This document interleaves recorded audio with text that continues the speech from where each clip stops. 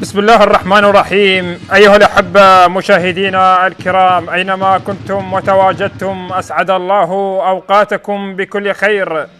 متابعي قنوات شبكة الإعلام العراقي، حياكم الله وأهلا وسهلا، مرحبا بكم على المحبة. نلتقي هنا في افتتاح الجولة 31 هنا على أرضية ملعب الكابتن شرار حيدر، حيث لقاء القاسم والقرمة، لقاء يجمع أبناء بابل وأبناء الأنبار.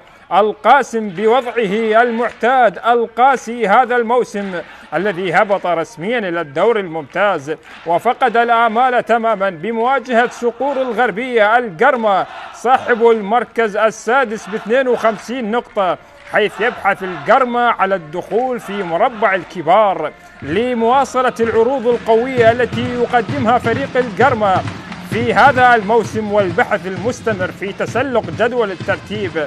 نتمنى أن نشاهد مباراة جميلة بافتتاح هذه الجولة بهذه الأهازيج الجميلة، بهذه الصيحات وبهذه الرقصات الجميلة هنا على ملعب الكابتن شرار حيدر لبعض الجماهير التي جاءت وحضرت هنا في هذا الملعب لمساندة نادي القرمة في هذه المباراة، في مواجهة لا شك أنها مهمة لنادي القرمة الذي يحاول أن يستمر ويواصل النتائج الإيجابية في هذا الدوري مع هذه الجماهير الحاضرة هنا التي كانت ولا زالت هي مساندة للفريق في كل المباريات سواء كانت في القرمة أو خارج القرمة. طبعا حديث عن الطاقم التحكيمي الذي يقود هذه المباراة بقيادة مهند مناف، هو من يقود هذه المواجهة، ويساعد علاء عباس مساعد هو حسين وائل مساعد الثاني، وباقر عبد الأمير حكم رابع، بينما حكام في الفار ليث فرحان وأحمد خلف. هكذا هو الطاقم التحكيمي الذي سيقود هذه المواجهة في هذه المباراة لحساب الجولة 31 من موسم 2025-2026. جولات الدوري بدأت بسرعة نحو النهاية في الجولات الختامية لهذا الموسم، موسم 2025-2026. نحن بانتظار صافرة البداية لانطلاقة هذه المباراة التي تجمع نادي القاسم ونادي القرمة. القرمة على يمين الشاشة بالقمصان البرتقالية المعتادة، بينما نادي القاسم بالقمصان البيضاء على يسار الشاشة هنا في ملعب الكابتن شرار حيدر. نعم، هذه هي الصافرة، بسم الله على بركة الله، صافرة البداية. أيها الأحبة مشاهدينا في كل مكان، هذه المباراة وهذه المواجهة التي تجمع نادي القاسم ونادي القرمة. تحياتي معلق المباراة يوسف جميل، معلقا واصفا على أحداث هذا اللقاء في هذه المباراة في اليوم الأول في افتتاحية الجولة 31 من هذه الجولة هنا بين القرمة نادي القرمة بقيادة المدرب عصام حمد. نبدأ بتشكيلة الضيوف، يدخل بحراسة المرمى ليث ساجد، حلو فائق، ومحمد أبو حشيش، وكرار عامر، أنور طرخات، علي محسن، إبراهيم سعادة، أمور فيصل، مؤمل عبد الرضا، وتياغو دي ليونكو، وفي المهاجم طبعا اللاعب الطاجيكي شهروم سامييف. هكذا هي تشكيلة وكتيبة القرمة في هذه المباراة. على الجانب الآخر نادي القاسم بوضعه المعتاد القاسي في هذا الموسم، الوضع الذي لا يسر لا صديق ولا عدو في هذا الموسم. هنا طبعا المدرب عصام حمد الذي يقود نادي القرمة لغاية تنال بنتائج جيدة.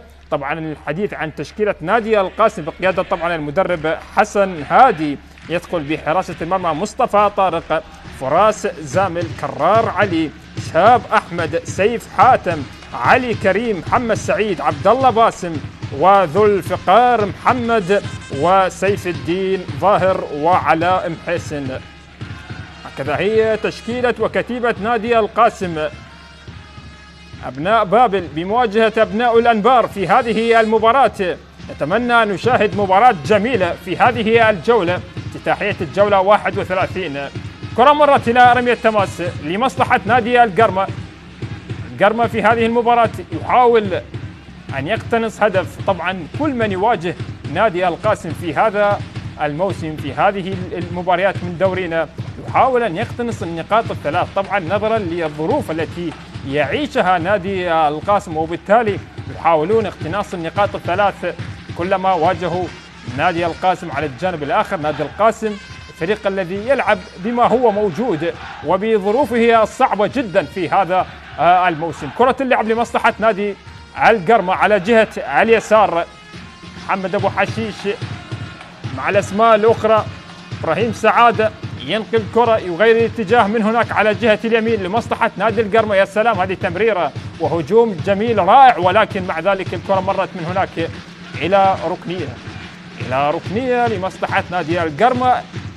يبدأ نادي القرمة مهاجما مع بداية المباراة، يحاول أن يقتنص هدف. أيضا نادي القرمة يلعب طبعا هذه الأهازيج التي يسمعها من المدرجات جمهور القرمة الذي حضر ويشجع ويساند نادي القرمة سواء كانت في الأنبار أو خارج الأنبار. هكذا هو جمهور نادي القرمة. لدينا ركنية، كرة اللعب على مستوى القائم الأول ولكن الإبعاد. الكرة لا زالت عادت من جديد لمصلحة نادي القاسم. هنا محاولة الهجوم المعاكس والمرتد والسريع، ولكن الكرة قطعت، عادت من جديد لمصلحة نادي القرمة. محاولة لأموري فيصل على جهة اليسار لمحمد أبو حشيش باليسار، استلام لمسة 1-2 والتقدم يأتي، ولكن التغطية الدفاعية ممتازة في الكرة الماضية من سيف حاتم. الكرة لا زالت من هناك، مرت إلى خارج أرضية الملعب، يا ركلة مرمى أو فيها ركنية لمصلحة نادي القرمة بهذه اللحظات في هذه المواجهة. طبعا الحديث عن مواجهات هذا اليوم في الجولة 31 مباريات مهمة. لدينا هنا طبعا القاسم مع القرمة، بعد هذه المباراة لدينا نفط ميسان مع الشرطة، لكن لدينا ركنية الآن لمصلحة نادي القرمة. مور فيصل بكرة عرضية ورأسية،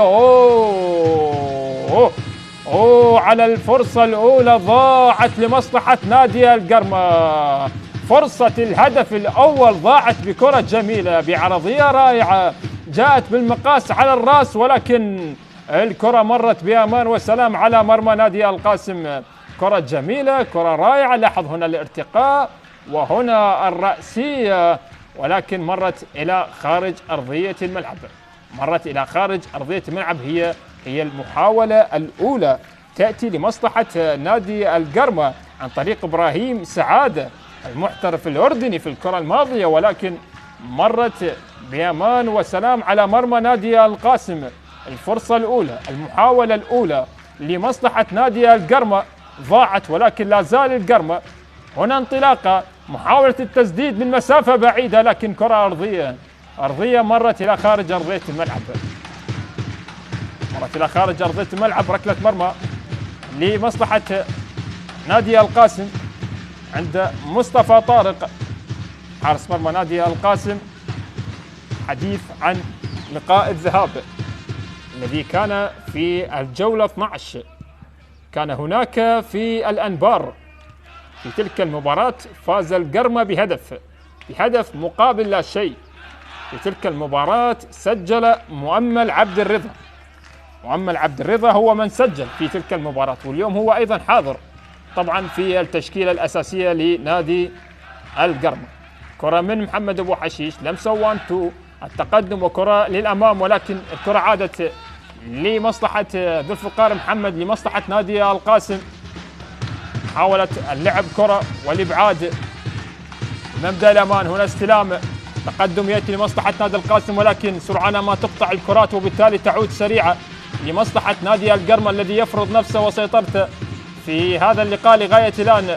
كرة على جهة اليسار، محاولة للمرور، ولكن الحضور الدفاعي لمصلحة ذو الفقار محمد. خطأ يأتي لمصلحة نادي القاسم على محمد أبو حشيش المحترف الأردني الذي سبق والمثل الوحدات الأردني في الكرة الماضية بينه وبين ذو الفقار محمد لاعب نادي القاسم. نتحدث عن مباريات هذا اليوم في هذه الجولة من الجولة 31 كما ذكرت نادي نفط ميسان سيستضيف القيثارة الشرطة، والمباريات كلما يعني اقتربنا من الجولة 38 يبدأ التنافس يكون قوي على صدارة الدوري وعلى من سيحرز اللقب، وهناك نقاط متقاربة، وبالتالي المنافسة ستكون قوية في الجولات القادمة. نعم، الشرطة بمواجهة نفط ميسان الزوراء، بعد ذلك سيلعب مع نادي أمانة بغداد، وكذلك لدينا ديالى سيواجه نادي الموصل. هكذا هي مباريات هذا اليوم من الجولة 31. كرة لمصلحة نادي القرمة، محاولة لمحمد أبو حشيش، يحاول أن يتقدم. القمصان البرتقالية تسيطر، تحاول أن تتقدم بهدف، هذه لمسة رائعة وكرة داخل منطقة الجزاء، هذه فرصة ومحاولة لمصلحة الصقور الغربية، التفاف ودوران، وهناك راية رفعت بوجود حالة تسلل على نادي القرمة الذي لا زال يبحث ويواصل أن يقتنص الهدف الأول. في الكرة الماضية كان حالة التسلل موجودة على تياغو دي ليونكو، محترف برازيلي مع نادي القرمة الذي سبق والمثل نادي ظفرة الإماراتي. كرة اللعب عالية للأمام، لكنها مرت وغادرت إلى خارج أرضية الملعب، إلى رمية جانبية. هنا واضح في الصورة سيف حاتم لاعب نادي القاسم، سيف حاتم الذي سبق والمثل الحدود، وهنا توجيهات مستمرة لهذا الرجل عصام حمد صاحب 52 سنة، وأيضا مسيرة طويلة في تدريب الأندية في دورينا. كرة اللعب بالراس، الإبعاد موجود لا زال لمصلحة نادي القاسم. أجمل الألحان نسمعها في مدرجات ملعب الكابتن شرار حيدر من جمهور القرمة، جمهور سعيد حقيقة وفرحان بنتاج نادي القرمة في هذا الموسم. ما لا يفرح هو في المركز السادس لنادي القرمة ب 52 نقطة، والجمهور سعيد وفرحان بنتاج نادي القرمة في هذا الموسم الماضي المركز الثامن. هذا الموسم في أي مركز سيكون نادي القرمة. كرة اللعب أمامية، ولكن الكرة بإحضان حارس المرمى مصطفى طارق، حارس مرمى نادي القاسم. كرة أمامية لمصلحة نادي القاسم، كرة اللعب عالية للأمام، استلام هنا يا خطيئة، فرصة جول، الله،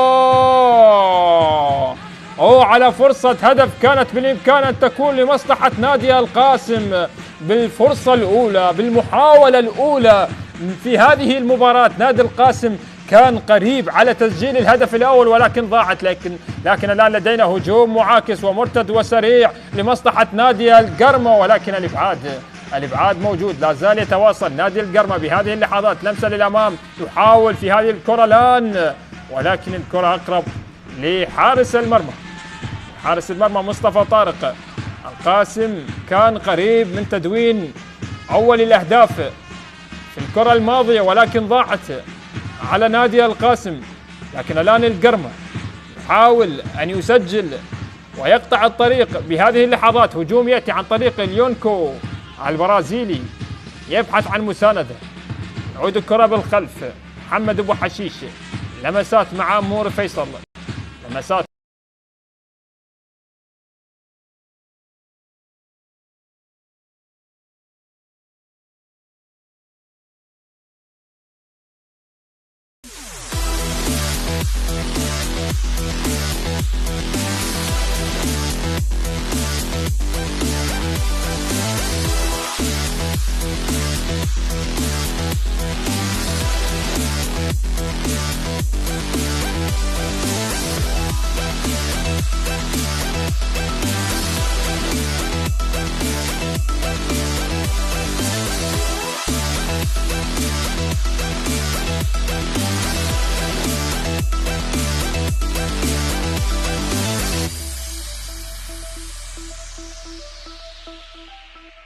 يلعب على عبد الامير المتقدم، على عبد الامير يلعب الكره العاليه، ثقار يبحث عن الراسيه والابعاد من علي خالد، المتابعه من علاء سعد، على تصويبه جول جول جول جول جول. علاء سعد يجلب السعد لفريق نفط ميسان، لفرسان المملكة، لأبناء العمارة، بعد استلام ومتابعة للكرة والإبعاد الذي لم يكن بشكل مثالي من الحارس علي خالد، وعلى سعد صوب بقوة ليسجل أول هدف اللقاء في الدقيقة 56. شاهدنا الخروج من علي خالد، وكانت هناك مضايقة ومساحمة من فقار، وعلى سعد استلم الكرة وسدد بقوة، كانت صعبة جدا على علي خالد. شاهد علوه، الله يا علاء على هذه التصويبة، تصويبة قوية جدا في سقف المرمى.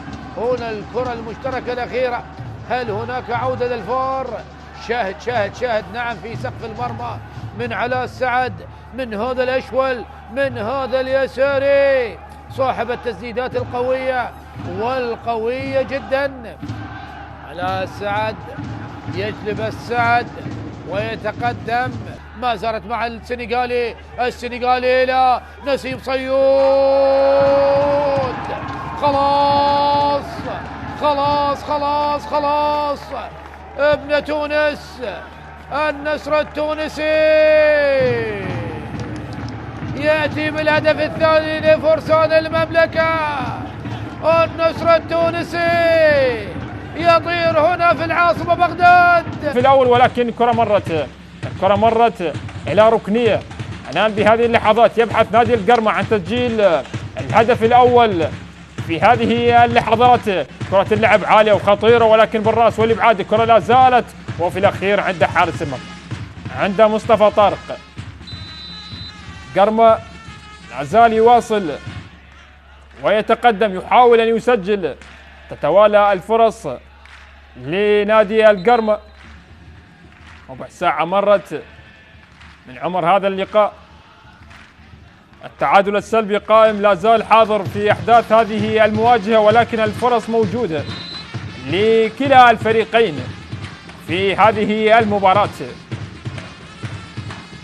حديث عن نادي القرمة اللي هو طبعا قادم من تعادلين مع الشرطة بهدف لهدف، وفي المباراة الأخيرة تعادل سلبيا من أمام الكرخ، وبالتالي يبحث نادي القرمة عن تحقيق الفوز في هذه المواجهة بعد آخر فوز حققه في الجولة 28 على نادي النجف ب3 أهداف مقابل لا شيء. على الجانب الآخر نادي القاسم والنتائج والهزائم المتتالية، حديث عن خسارة في المباراة الأخيرة أمام الشرطة ب3 أهداف لهدف، خسارة أمام أربيل والغراف والجوية. في المباريات الأخيرة بدأ نادي القاسم يخسر بنتائج ثقيلة، حديث عن خسارة من أمام ديالى ب4 أهداف مقابل لا شيء، بعد ذلك الخسارة بثلاثية أمام الكهرباء، بخماسية أمام الجوية، خماسية أيضا أمام الغراف، والمباراة الأخيرة خسرها من أمام الشرطة ب3 أهداف لهدف. لا شك في ذلك، ظروف صعبة جدا يمر بها نادي القاسم في هذا الموسم، على أمل أن نشاهد نادي القاسم بوضع أفضل إن شاء الله في الموسم القادم في الدوري الممتاز. كرة في وسط الملعب لمصلحة نادي القرمة، حاول لمصلحة صقور الغربية على جهة اليسار محمد أبو حشيش، لمسات، حاول صناعة فرصة جديدة، تأني وصبر في صناعة فرصة من الخلف والتقدم بها إلى الأمام واستحواذ وسيطرة على كل مربعات الملعب لمصلحة نادي القرمة، ولكن الكرة مرت إلى خارج أرضية الملعب إلى رمية تماس، رمية جانبية. هذا فراس زامل لاعب نادي القاسم، جماهير لازلنا نسمع أصواته. لاحظ هذه الكرة الماضية، وهنا حارس المرمى والتصدي بكرة كانت جميلة لمصلحة مؤمل عبد الرضا. مؤمل عبد الرضا صاحب الهدف في مباراة الذهاب انتهت بهدف لمصلحة نادي القرم. كرة على جهة اليسار. الموسم الماضي مباراة الذهاب انتهت بهدف مقابل لا شيء، بهدف محمود خليل. ومباراة الأياب كانت في ملعب النجف، انتهت ب3 أهداف لهدف لمصلحة نادي القرمة. في تلك المباراة سجل يوسف أمارو ثلاثية، بينما سجل لنادي القاسم حيدر عبد الكريم. كرة على جهة اليسار لمصلحة نادي القاسم، كرة لعبة أمامية، كرار عامر. لاحظ نادي القرمة يسيطر على المباراة، يستحوذ أكثر. يحاول نادي القرمة أن يسجل ويدون الهدف الأول في هذا اللقاء. كرة اللعب عالية وخطيرة داخل منطقة الجزاء، ولكن بالرأس والإبعاد. كرة عادت من جديد على جهة اليسار لمصلحة نادي القاسم، يحاول المرور، عادت من جديد لمصلحة نادي القرمة بهذه اللحظات، ولكن الكرة مرت إلى خارج أرضية الملعب. خارج أرضية الملعب بهذه اللحظات إلى ركلة مرمى لمصلحة نادي القاسم. لاحظ هذه الكرة الماضية اللي كانت لمحمد سعيد. أيضا هنا سيف الدين ظاهر لاعب نادي القاسم. سيف الدين ظاهر الذي سبق ومثل نادي الحدود ومثل نادي النفط. كرة اللعب عالية بالراس، عادت من جديد لمصلحة نادي القرمة الذي يسيطر لغاية الآن. عادت في وسط الملعب لمصلحة نادي القرمة بهذه اللحظات. حاول القرمة اقتناص الهدف الأول. كرة على جهة اليسار، أمور فيصل، لمسة لمحمد أبو حشيش، كرة عرضية عالية خطيرة داخل منطقة الجزاء، ولكن الكرة عادت من جديد لمصلحة نادي القرمة داخل منطقة الجزاء. ممكن التسديد، هذه كرة خطيرة بالراس، ولكن الكرة مرت إلى خارج أرضية الملعب. خارج أرضية الملعب إلى ركلة مرمى. هنا لينكو لاعب نادي القرمة، أمور فيصل سبق واللعب مع المنتخب الأولمبي اللقطة الماضية مع النادي القرمة الذي فاز في 14 مباراة في هذا الموسم، بينما كما يعلم الجميع نادي القاسم بلا فوز في هذا الموسم، بينما القرمة الذي فاز ب 14 مواجهة في هذا الموسم. الانتصارات التي حققها نادي القرمة في الجولة الأولى والثانية على نادي دهوك وعلى نادي النفط، فاز على الكهرباء برباعية. أيضا فاز القرمة على الميناء والغراف والنجف والقاسم والموصل والأمانة ونوروز، كذلك الفوز على نفط ميسان بثلاثية وبنفس النتيجة مع الغراف. لكن لدينا فرصة لمصلحة نادي القرمة عن طريق أمور فيصل، يحاول لعب كرة عرضية خطيرة، ولكن الكرة مرت من هناك، لا زالت خطيرة لمصلحة نادي القرمة داخل منطقة الجزاء. ممكن فرصة الهدف الأول، ممكن التسديد على المرمى. الكرة لا زالت هنا، محاولة تسديد، الله الله الله الله. صقور الغربية تحلق عاليا الآن، يسجل الآن لمصلحة نادي القرمة الهدف الأول في هذه المباراة، وفرحة جمهور القرمة على هدف أول يأتي لمصلحة صقور الغربية. الله الله على هدف رائع يا علي محسن، الله على هذه التسديدة الرائعة جدا التي أسكنت شباك نادي القاسم. لاحظ هذه الكرة وهنا التسديد، الكرة هبا، الله على تسديدة رائعة جدا، وضعها على يمين حارس المرمى ليسجل نادي القرمة الهدف الأول لمصلحة صقور الغربية. هدف أول إذن يأتي لمصلحة نادي القرمة، كانوا الأفضل كانوا الأحسن، والآن يتقدم نادي القرمة ويقص شريط الأهداف لمصلحة صقور الغربية. يسجلون بهذه اللحظات الهدف الأول في هذه المباراة. كانوا الأفضل، وهنا فرحة جمهور نادي القرمة الحاضر هنا في ملعب الكابتن شرار حيدر. كرة جميلة بتسديدة رائعة، والآن يتقدم نادي القرمة بالهدف الأول. الهدف الأول في هذا اللقاء.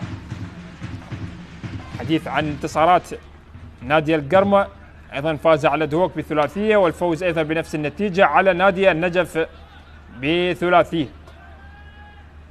أيضا حديث نادي القرمة الذي تعادل في 10 مباريات، بينما نادي القاسم تعادل وحيد في هذا الموسم، تعادل من أمام الغراف بتعادل سلبي، لكن 10 مباريات تعادل بها نادي القرمة. التعادل مع نادي الزوراء، كذلك مع زاخو، مع الكرخ والطلبة وديالة بنفس النتيجة 1-1. كذلك تعادل مع زاخو بهدفين لهدفين. أيضا تعادل نادي القرمة مع الموصل بهدف لهدف، والتعادل السلبي مع الزوراء، وكذلك مع الكرخ، ونتيجة 1-1 مع نادي الشرطة. كذا هي المباريات التي تعادل بها نادي القرمة في هذا الموسم. وأيضا الحديث عن المباريات التي خسرها نادي القرمة في هذا الموسم. خسر في 6 مباريات. نادي القرمة الذي خسر في 6 مباريات في هذا الموسم، خسر من أمام نادي أربيل، كذلك الشرطة، وكذلك مع نادي الميناء وأربيل، والخسارة من أمام نادي أمانة بغداد بهدفين لهدف. كذا هي المباريات التي خسرها نادي القرمة في هذا الموسم.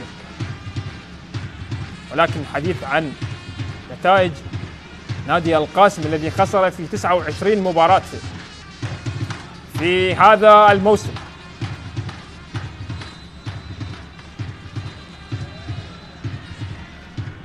ماذا يشير حكم المباراة؟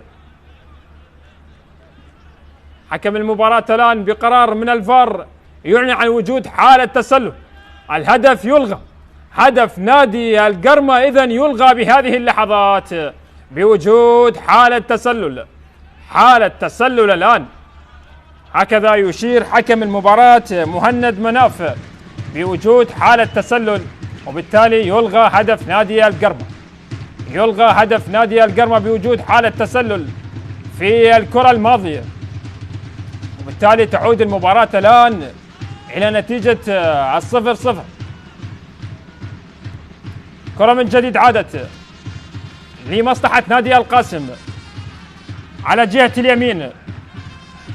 كرة اللعب عالية للأمام بالراس والإبعاد، عادت من جديد في وسط الملعب لمصلحة نادي القرمة. الآن نادي القرمة سيندفع، يحاول أن يدرك هدف الأول في هذه المباراة بعد هذا الإلغاء بوجود حالة تسلل. كرة على جهة اليسار لمصلحة محمد أبو حشيش، لمسة في وسط الملعب، كرة عادت بالخلف. عنور الطرخات المحترف المغربي الذي يلعب مع نادي القرمة الذي سبق والمثل أولمبيك سفي، كذلك الجيش الملكي، كذلك مثل نادي الوداد الفاسي المغربي. هذه اللقطة الماضية، لاحظ كرة جميلة، ولكن كرة كانت جميلة لأمور فيصل، لعب بكرة جميلة. والكرة اللي مرت من هناك التي احتسبها حكم المباراة بوجود حالة تسلل. هذا الهدف تم إلغاءه بوجود حالة تسلل على نادي القرمة. كانت تسديدة رائعة جدا، ولكن تعود المباراة إلى النتيجة السلبية 0-0. كرة أمامية من جديد، الإبعاد، لا زال يبحث نادي القرمة عن الهدف الأول في هذا اللقاء. كرة عادت من جديد على جهة اليسار، موري فيصل، كرة أمامية على جهة اليسار، أموري، تبادل كروي 1-2، ولكن الكرة مرت إلى خارج أرضية الملعب، خارج أرضية الملعب إلى ركلة مرمى لمصلحة نادي القاسم.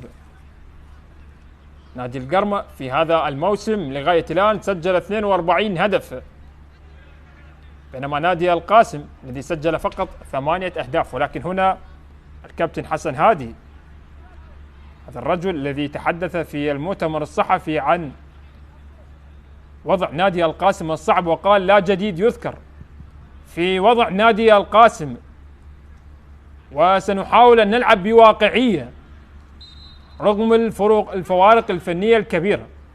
هكذا تحدث الكابتن حسن هادي يقود نادي القاسم. كرة من جديد لمصلحة نادي القرمة، حاول بهذه اللحظات علي محسن، كرة لمصلحة محمد أبو حشيش، لمسة بينه وبين موري فيصل، هذه كرة جميلة، يا سلام، الله الله على هذه اللمسات، وكرة خطيرة لا زالت لمصلحة نادي القرمة. هسه نشاهد الهدف الأول، كرة داخل منطقة الجزاء، ولكن هنا الحضور الدفاعي بشكل ممتاز لنادي القاسم.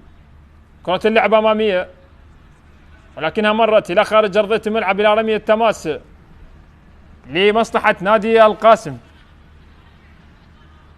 نادي القاسم الذي سجل 8 أهداف ولكن استقبل 77 هدف، 77 هدف استقبل نادي القاسم، طبعا مع احتساب المباريات التي انتهت بقرار اتحادي، مباراة الكهرباء وكذلك مباراة النجف. وضع صعب جدا لنادي القاسم، ونتائج كانت صعبة على نادي القاسم وعلى جمهور نادي القاسم في هذا الموسم. الفريق الذي كان الموسم الماضي في المركز العاشر 52 نقطة. كرة لمصلحة نادي القاسم،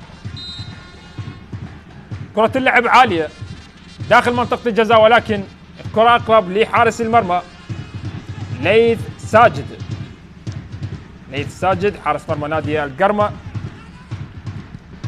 كرة اللعب عالية مباشرة من الحارس إلى الحارس، من ليث ساجد إلى مصطفى طارق. كرة على جهة اليمين لمصلحة نادي القاسم.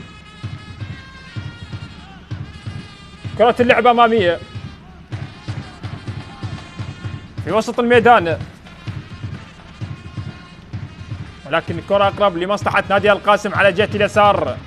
يحاول نادي القاسم بهذه اللحظات أن يندفع، يحاول أن يفعل شيء فيما تبقى من هذه المباريات في هذا الموسم.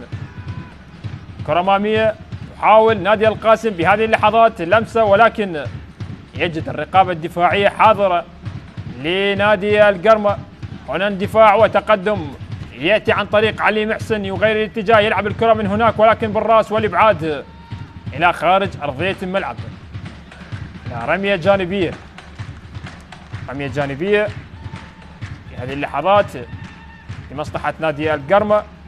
يحاول القرمة بعد مرور نصف ساعة مرت من عمر هذا اللقاء، يحاول أن يدون أول الأهداف. كرة لمصلحة نادي القاسم، لمسة عادت في وسط الميدان عن طريق علي كريم. كرة أمامية، حركة لعب ممتازة على جهة اليسار لمصلحة محمد سعيد، عالية لا زالت خطيرة لمصلحة نادي القاسم، ولكن الكرة قطعت، عادت سريعة لمصلحة نادي القرمة على جهة اليسار. أموري فيصل، هذه كرة خطيرة لمصلحة نادي القرمة، ممكن التسديد، ولكن الكرة مرت من هناك إلى ركنية. هذه كرة كانت عن طريق الطاجيكي شاهروم سامييف، تسديدة وهي الركنية الرابعة لمصلحة نادي القرمة في هذا الشوط. بعد نصف ساعة 4 ركنيات لمصلحة نادي القرمة. هنا ركنية لمصلحة نادي القرمة، كرة اللعب عالية على مستوى القائم الثاني ولكن الإبعاد. كرة عادت من جديد لمصلحة نادي القاسم، كرة اللعب من هناك، محاولة الهجوم المعاكس والمرتد والسريع، محاولة لنادي القاسم أن يفاجئ نادي القرمة بهدف. هذه كرة خطيرة من هناك، يحاول ممكن التسديد، هنا تسديد، الله الله الله، هذه المرة في القائم الأيسر لمصلحة نادي القاسم بعد الكرة الماضية التي كانت في العارضة. هذه المرة في القائم الأيسر، هذه المرة شهاب أحمد بتسديدة ولكنها صدت في القائم الأيسر في الكرة الماضية. فرصة الأخرى، الكرة الثانية لنادي القاسم الذي كاد أن يسجل الهدف الأول في هذه المباراة. فرص نادي القاسم خطيرة، عندما يهاجم قادر أن يهز الشباك. كرة من جديد لمصلحة نادي القرمة، كرة عادت من جديد، تلعب الكرة أمامية بالراس ولكنها أقرب لحارس المرمى مصطفى طارق. نادي القرمة لعب 14 مباراة خارج الديار،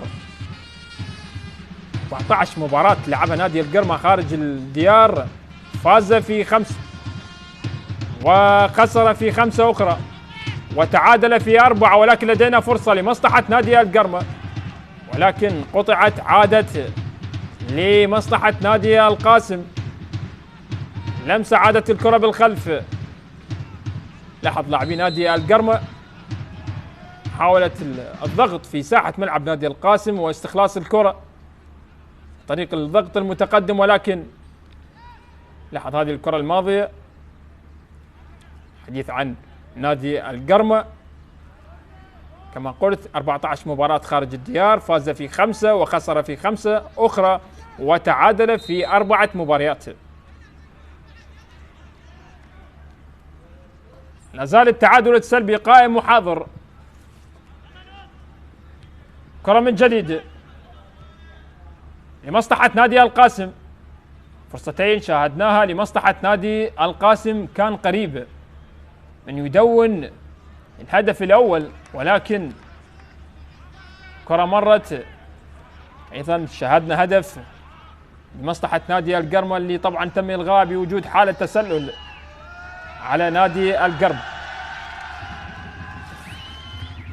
أيضا مباريات في هذه الجولة، الجولة 31 أيضا مباراة الكهرباء مع نادي الكرخ، كذلك النفط سيواجه نادي زاخو، ونادي نوروز سيواجه نادي القوة الجوية، كذلك الطلبة بمواجهة نادي أربيل، ونادي النجف بمواجهة نادي دهوك، وكذلك الغراف بمواجهة الميناء. كذا هي مباريات الجولة 31. واليوم في اليوم الأول في افتتاحية هذه الجولة القاسم أمام القرمة، النتيجة لا زالت سلبية. كرة عادت لمصلحة نادي القرمة في وسط الملعب، محاولة للتقدم، كرة على جهة اليمين، لمسة، محاولة للتقدم لمصلحة الصقور الغربية، هذه كرة عرضية وخطيرة ولكن بالراس والإبعاد. كرة عادت من جديد لمصلحة نادي القرمة في وسط الملعب عن طريق أنور طرقات، طبعا سبق والمثل الزوراء، حديث عن المحترف المغربي أنور طرقات. جماهير نادي القرمة لا زالت تواصل التشجيع والمؤازرة في مدرجات ملعب الكابتن شرار حيدر. هنا صافرة ومخالفة وخطأ لمصلحة نادي القاسم. نادي القاسم في هذا الموسم لم يتمكن من الحفاظ على الشباك نظيفة سوى مباراة واحدة فقط. مباراة واحدة فقط تمكن نادي القاسم من الحفاظ على الشباك نظيفة فقط أمام الغراف في الجولة الرابعة، المباراة التي انتهت بالتعادل السلبي 0-0. هذه هي المباراة الوحيدة التي تمكن نادي القاسم من الحفاظ على الشباك نظيفة. كرة على جهة اليسار لمصلحة نادي القرمة، كرة اللعب عالية، استلام صافرة، مخالفة وخطأ لمصلحة الطاجيكي شاهروم سامييف. كرة لمصلحة نادي القرمة، من هناك عادت هنا صافرة ومخالفة أخرى لمصلحة نادي القرمة بهذه اللحظات.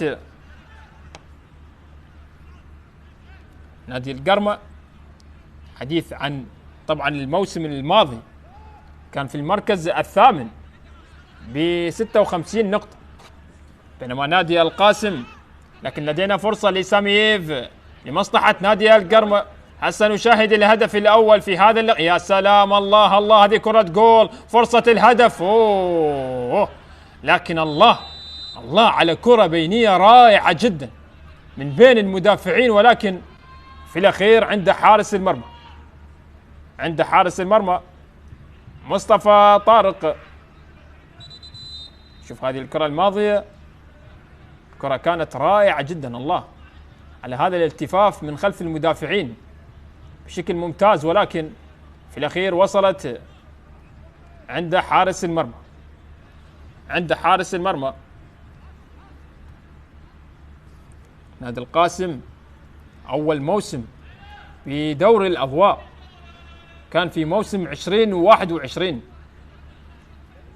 بالنسبة لنادي القاسم، يعني هذا الموسم السادس لهم بالدوري، ولكن سيعود نادي القاسم للدوري الممتاز على الأمل أن نشاهد نادي القاسم يعود من جديد إلى دوري النجوم، بينما نادي القرمة الذي يلعب الموسم الثاني على التوالي بدوري النجوم بعدما تأهل ثانيا خلف ديالى بنهائي الدوري الممتاز في موسم 23-24 بفارق طبعا ركلات الترجيح في تلك المباراة. وصل نادي القرمة إلى دوري النجوم هذا الموسم الثاني على التوالي، الموسم الماضي كان في المركز الثامن، ولكن في هذا الموسم أين سيكون نادي القرمة؟ هل يتمكن من الوصول إلى مربع الكبار؟ هكذا يبحث جمهور القرمة.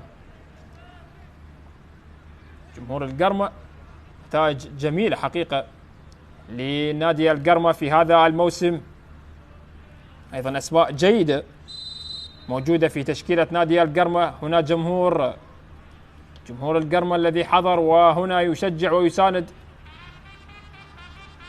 صقور الغربية في هذا اللقاء. نلعب في آخر 5 دقائق متبقية على نهاية الشوط الأول. كرة جميلة للأمام لمصلحة نادي القرمة، محاولة المرور ولكن الكرة عادت على جهة اليمين إلى رمية جانبية لمصلحة نادي القرمة. في هذه اللحظات نادي القرمة اللي حافظ على شباك نظيفة في هذا الموسم في 15 مباراة، 15 مباراة حافظ نادي القرمة على شباك نظيفة. هل يتمكن اليوم نادي القرمة أن يسجل طبعا أن يحافظ على شباك نظيفة في المباراة رقم 16؟ نشاهد ونتابع. كرة اللعب عالية ولكن أقرب لدفاعات نادي القاسم والإبعاد. كرة عادت من جديد، لا زالت لمصلحة نادي القرمة. هنا التسديد ولكن كرة في الأخير عند حارس المرمى. تسديدة، ومصطفى طارق كان يقظا في الكرة الماضية. لاحظ هنا التسديد، تسديدة قوية، ولكن مصطفى طارق في المكان والزمان، حاضر في الموعد.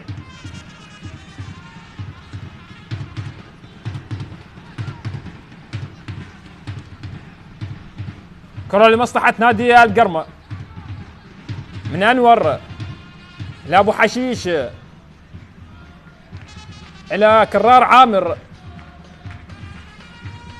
حلو فائق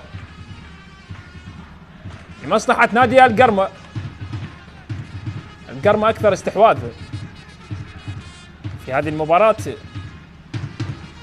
لكن أيضا على الجانب الآخر شاهدنا فرص خطيرة كانت لمصلحة نادي القاسم، وكان ممكن قريبا يدون ويسجل هدف التقدم. شاهدنا كرة كانت في العارضة، وفرصة أخرى كانت في القائم الأيسر لنادي القاسم.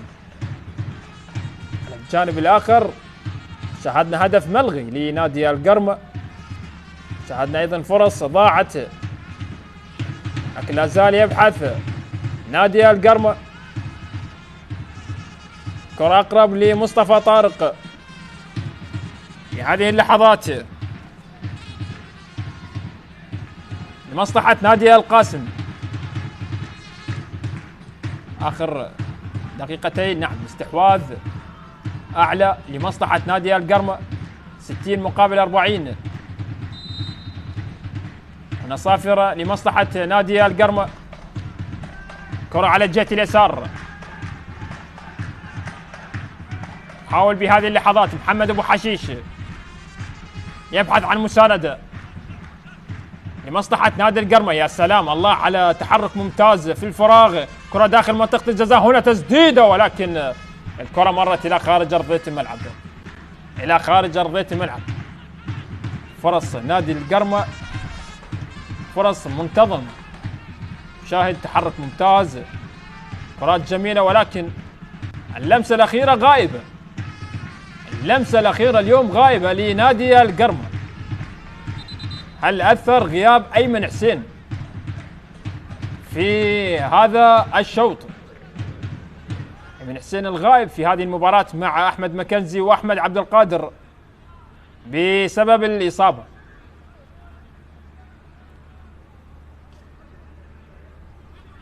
كرة لمصلحة نادي القاسم. هناك حوار وحديث لحكم المباراة مهند مناف مع المتواجدين في غرفة الفار، ليث فرحان وأحمد خلف. في نهاية وختام هذا الشوط الأول، نزلت النتيجة بتعادل سلبي، ولكن هناك شيء وحوار وحديث بين حكم المباراة والمتواجدين هناك في غرفة الفار، ليث فرحان وأحمد خلف. هذه الكرة الماضية اللي كانت بين حارس المرمى ولاعب نادي القرمة تياغو دي ليونكو، أو اللاعب طبعا سامييف، شهروم سامييف الطاجيكي. كرة من جديد، كرة اللعب عالية لمصلحة نادي القاسم. كرة عادت بالخلف أمامية، ولكن أقرب لمصلحة نادي القرمة. نلعب الآن في الوقت بدل ضائع. كرة في وسط الملعب لمصلحة نادي القرمة بهذه اللحظات. 4 دقائق أضاف حكم المباراة مهند مناف على نهاية الشوط الأول. كرة لمصلحة نادي القاسم، الإبعاد. كرة عادت لكرار عامر على جهة اليمين، تقدم يأتي لصقور الغربية. يا سلام، الله، حركة لعب ممتازة وكرة هدف، فرصة هدف، جول. أوه الله، على تغطية دفاعية مثالية رائعة جدا لسيف حاتم، حاضر في الزمان والمكان بشكل ممتاز. ولكن على ما يبدو لي هناك أيضا حالة تسلل، أيضا ربما هناك راية مرفوعة بوجود حالة تسلل كانت على تياغو دي ليونكو، ولكن بشكل ممتاز لسيف حاتم على المتابعة والحضور الدفاعي. 3 حالات تسلل على نادي القرمة. كرة غادرت، رمية تماس، محمد أبو حشيش. الشوط الأول بلا أهداف. نادي القرمة كان يريد أن يسجل في الشوط الأول، ولكن نادي القاسم اليوم لغاية الآن يحافظ على الشباكة نظيفة أمام القرمة، إلا إذا في الوقت البدل ضايع. كرة اللعب عالية لمصلحة نادي القاسم والإبعاد. محمد أبو حشيش يعود الكرة بالخلف، عنوان الطلقات كرار عامر يغير الاتجاه من هناك على جهة اليمين لمصلحة الصقور الغربية، لمصلحة نادي القرمة. علي محسن، كرة لمصلحة تموري أو محمد أبو حشيش. كرة اللعب عالية وخطيرة داخل منطقة الجزاء، ممكن أن تكون، ولكن الحضور الدفاعي موجود في الكرة الماضية لمحمد سعيد. علي محسن، ولكن كرة مرت إلى خارج أرضية الملعب، خارج أرضية الملعب. رمية تماس لمصلحة نادي القاسم.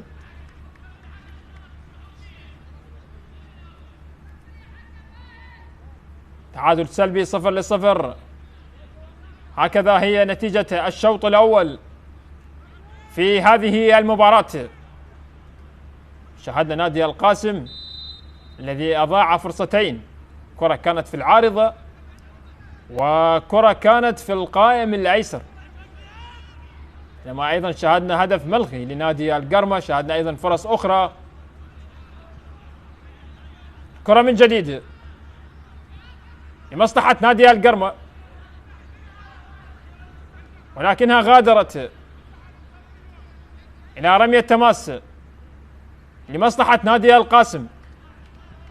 كرة اللعب للأمام. إذن أيها الأحبة مشاهدينا في كل مكان، تأتي صافرة الحكم مهند مناف معلنة عن نهاية الشوط الأول بالتعادل السلبي. أيها الأحبة إن شاء الله نلتقي مع بداية الشوط الثاني، استراحة قصيرة ثم لنا عودة.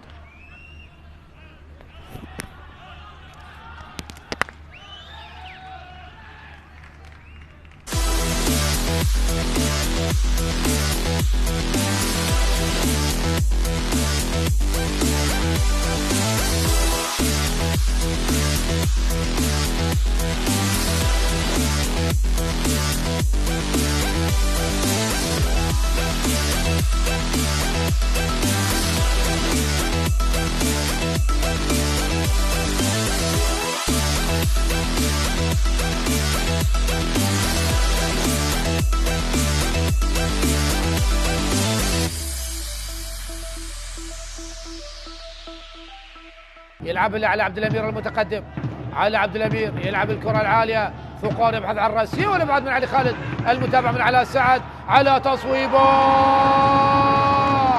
جول جول جول جول جول. علاء سعد يجلب السعد لفريق نفط ميسان، لفرسان المملكه، لابناء العماره، بعد استلام ومتابعة الكرة والإبعاد الذي لم يكن بشكل مثالي من الحارس علي خالد، وعلى سعد صوب بقوة ليسجل أول أهداف اللقاء في الدقيقة 56. شاهدنا الخروج من علي خالد، وكانت هناك مضايقة ومساحمة من فقار، وعلى سعد استلم الكرة وسدد بقوة، كانت صعبة جدا على علي خالد. شاهد علو، الله يا علاء على هذه التصويبة، تصويبة قوية جدا في سقف المرمى. هنا الكرة المشتركة الأخيرة، هل هناك عودة للفار؟ شاهد نعم في سقف المرمى من علاء السعد، من هذا الأشول، من هذا اليساري، صاحب التسديدات القوية والقوية جدا. علاء السعد يجلب السعد ويتقدم، ما زالت مع السنغالي إلى نسيم صيود. خلاص ابن تونس، النصر التونسي يأتي بالهدف الثاني لفرسان المملكة. النصر التونسي يطير هنا في العاصمة بغداد. النصر التونسي يسجل الهدف الثاني القاتل. شاهد داوودة كيف حافظ على الكرة وتمريرة جميلة، هل كان متسلل أم لا؟ لكن هنا الهدف الجميل في الزاوية الصعبة على علي خالد. شاهد كيف لعبها بالزاوية الصعبة من نسيم صيود، يضع كرة الهدف الثاني. وهنا نسيم صيود له للعمارة معلميه للعمارة على الدبكة الجميلة، دبكة للعمارة الجميلة. ونسيم صيود على طريقة أهل العمارة يحتفل بهذا الهدف الثاني. وهنا شاهد حسرتني هذا محمد، واحمد كاظم يطلب من مصطفى محمد الرجوع، تلعب من احمد عايد. هنا الراسية، جول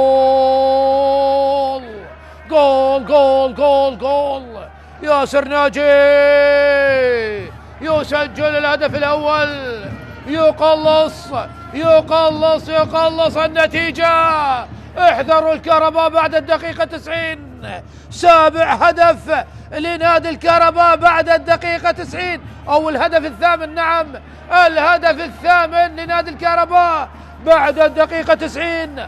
أفضل فترة لتسجيل الأهداف بالنسبة لنادي الكهرباء وبعد الدقيقة 90، حيث سجل 7 أهداف، وهذا هو الهدف الثامن عن طريق ياسر ناجي الذي يقلص النتيجة.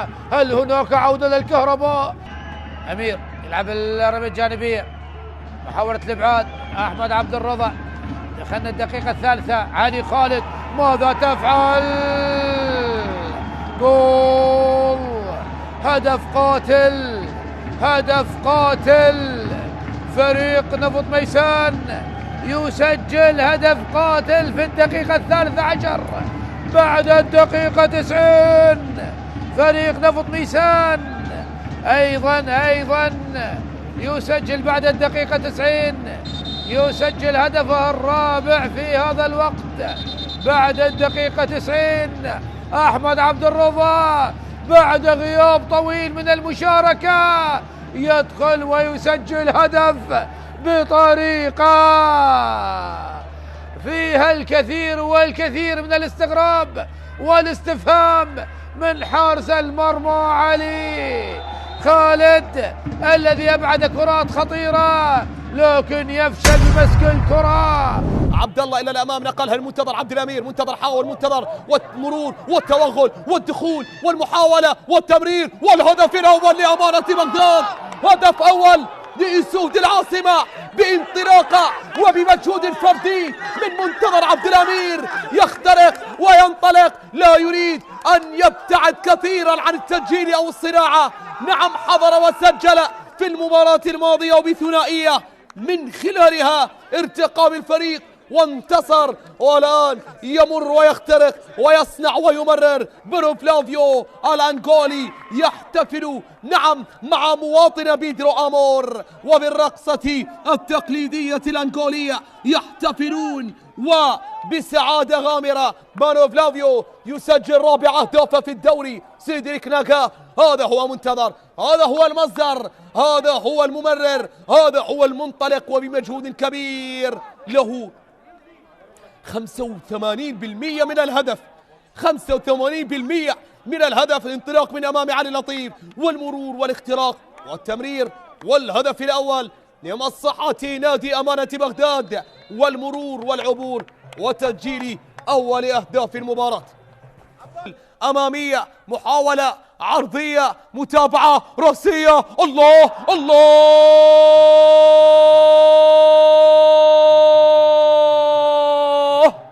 نسور الحدباء وبراسية دحام إبراهيم يعود بالنتيجة، يتمكن من تعديل النتيجة وبراسية رائعة على مرتين في شوط المباراة الأول. كانت مباراتهم كانوا هم الأقرب للتسجيل، ولكن تغير كبير في شوط المباراة الثاني، تراجعوا، ولكن تحدثت وقلت بأن الفريق يقترب من التعادل، يقترب من التسجيل، واقترب وسجل دحام إبراهيم على مرتين بمحاولتين من روش بونينغ. جاءت الأولى نعم أو علاء الدين الدالي، علاء الدين الدالي بكرة وتمريرة أمامية، علاء الدين الدالي أسيست رأسية، ومن هناك دحام إبراهيم يقتلع من هناك هدف التعادل ويقتنص هدف أول لفريق نادي الموصل في هذه اللحظات بعرضية متقنة على رأس اللاعب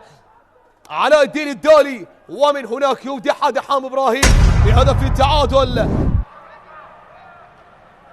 كرة اللعب خطيرة داخل منطقة الجزاء، هذه فرصة، محاولة، فرصة، جول، جول أول يأتي في المباراة. الله الله الله الله، كنت أتحدث عن جاهزية نوروز وعن أسماء نوروز. الآن يسجل أبناء السليمانية هدف أول يقص شريط الأهداف بهذه اللحظات لمصلحة نادي نوروز. جول يأتي لمصلحة أبناء السليمانية.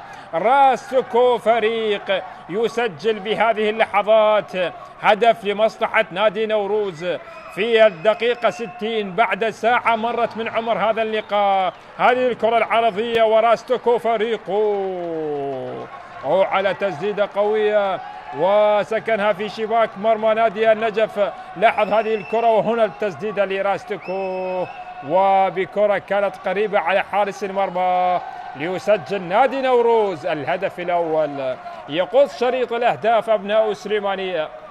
خطيرة لمصلحة نادي النجف، هذه كرة خطيرة داخل منطقة الجزاء بالراس، هذه خطيرة، محاولة، جول، الله الله الله الله، عادت الغزلان إلى صولاتها المعهودة، يسجل رضا فاضل بهذه اللحظات. الله الله الله، النجف يبحث عن هدف، جاء الهدف لنادي النجف. الله على كرة عرضية، والله على كرة جميلة، وهنا رضا فاضل يسجل، يعدل النتيجة، يدون الآن بهذه اللحظات هدف التعادل. 1-1 ولا واحد أفضل من واحد، يسجل النجف هدف التعادل.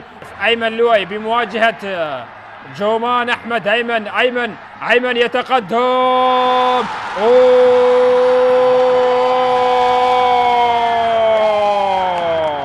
عاد النجف، عادت غزلان البادية إلى صولاتها، سجل النادي النجف الهدف الثاني، جول ثاني يأتي الآن لمصلحة نادي النجف. فرحة كل جمهور النجف في المدرجات وكل من يتابع المباراة خلف الشاشات. هدف بهذه اللحظات يأتي الآن لمصلحة نادي النجف، الحارس في جهة والكرة في جهة، يسجل النجف ويقلب النتيجة.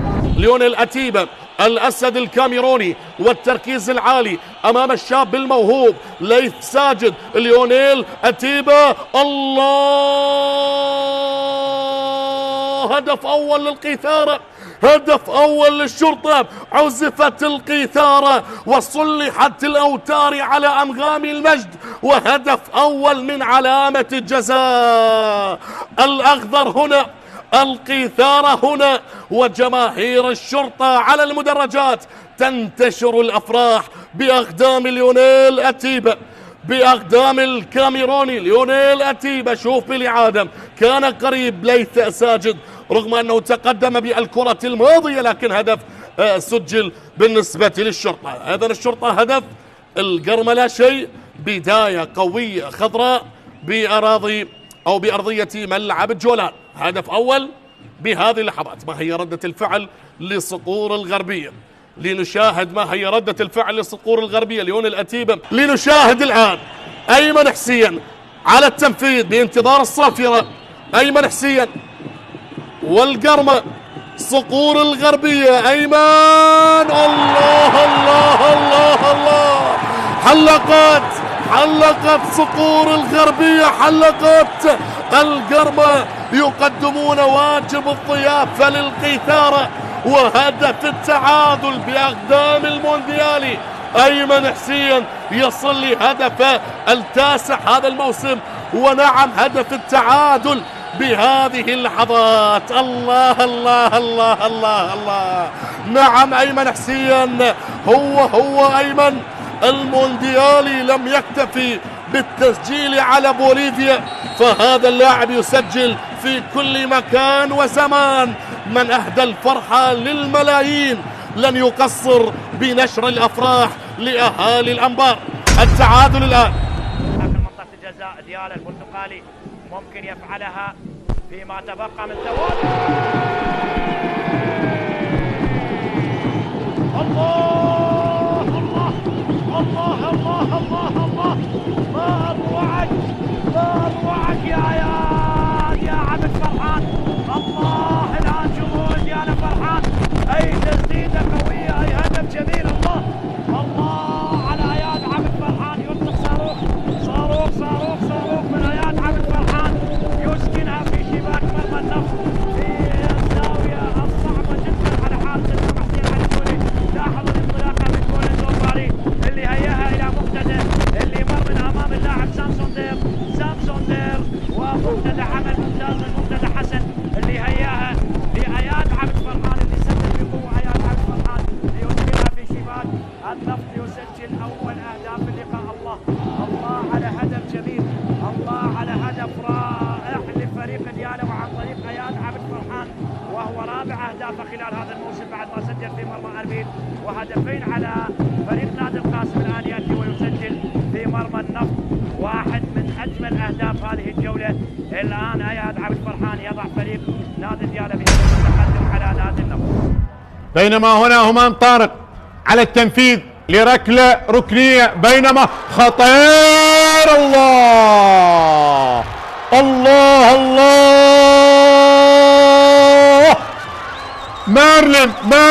مارلين الأوزبكي هز الشباك. شوبانوف يتقدم بأول أهداف المباراة بالنسبة لنادي أربيل. هولير الإمبراطور يتقدم في الدقائق الأخيرة من زمن الشوط الأول. هكذا إذن فرحة الأنصار من على المدرجات في الدقيقة 42.